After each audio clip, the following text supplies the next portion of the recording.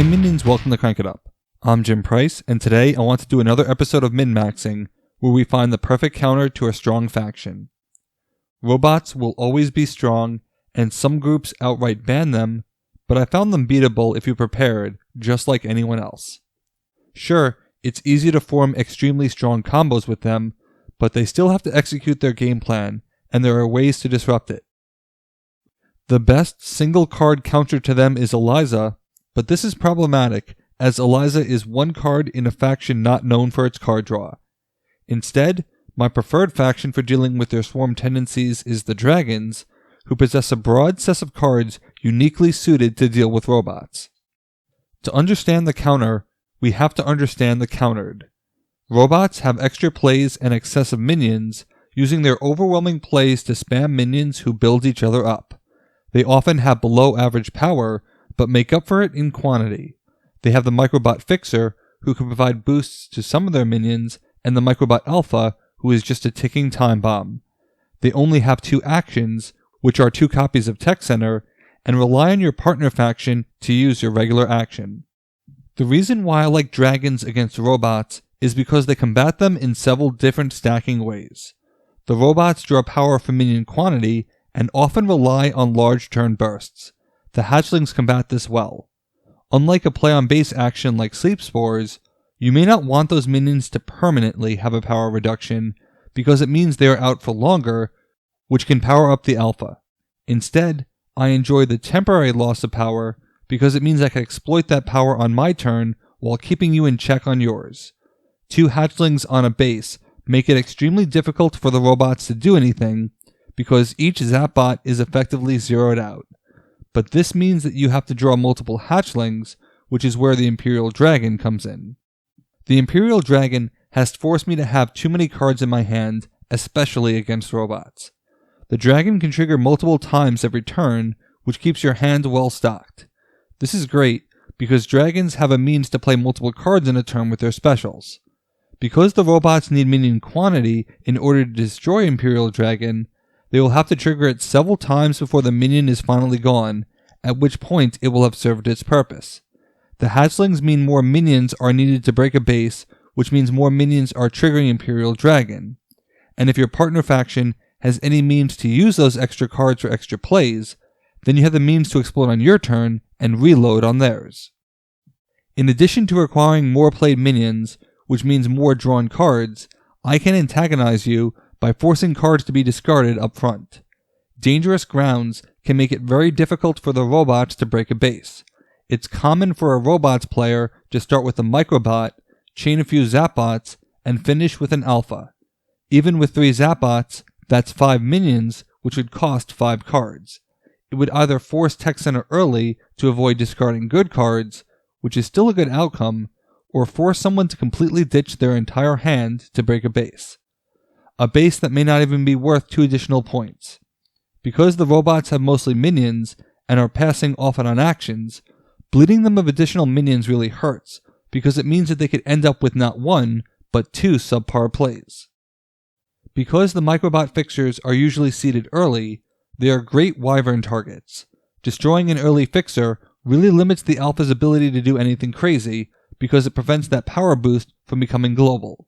And because the robots are so small in power, the obligatory destruction from the Wyvern doesn't hurt as much, and with its talent, it should still result in a net gain in breakpoint damage. Because dragons don't focus on destruction as much as you think they do, it does not matter that the Warbot is indestructible, as it still suffers from all the other antagonistic cards that dragons can play. But the robots are always a threat to solo a base, which makes Bring Down the Wall so potent. You guarantee yourself a future second place that the robots cannot stop, as they have no disenchants or specials. With 1 card, you either force them to accept an easy second place for all of their hard work, or force them to complete on bases that are either worth less VP or are undesirable for any number of other reasons. One of the most frustrating things about robots is that they come with the core set bases, which have several bases perfectly designed for them.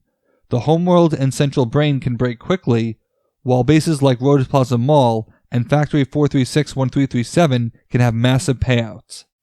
I love that dragons have not 1, but 2 different cards to combat this. Raise is fantastic against robots on these bases.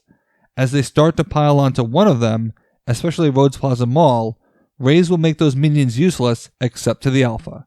The robots have no movement, so they are stuck there. Burn It Down can disrupt the base by nuking it completely and allowing you to choose a preferential base from the discard pile.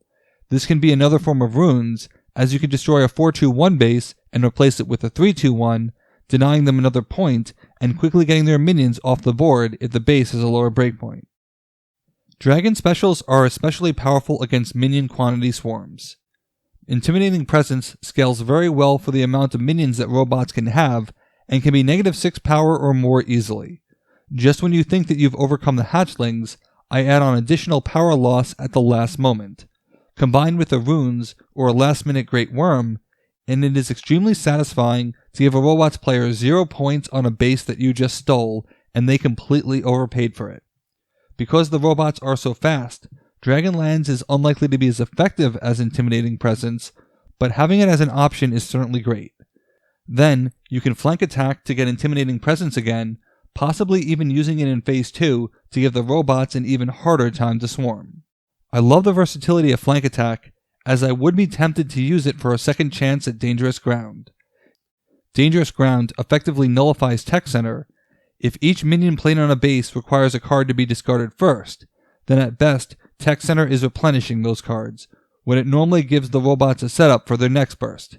It definitely helps keep them in check, and may force them to compete on other bases, and in a narrow 2-playing field, that can force them into Hatchlings or Imperial Dragons. The combination of Hatchling, Imperial Dragon, and Dangerous Ground is brutal against robots, and I actually like it better than preventing their extra plays. Instead, it is costing them more to do less, so that I can draw cards and exploit that power later, and I can do a large-scale reduction in power after the breakpoint has already been met. For a faction built entirely around smashing bases, being able to take away their VP is very powerful, and the robots really struggle to counter this in any way. The very best they can do is use a weak terminal minion for destruction, which means that you have an opportunity to strike back, as the base is likely to remain if they are ending with a microbot guard. Are robots powerful? Undeniably.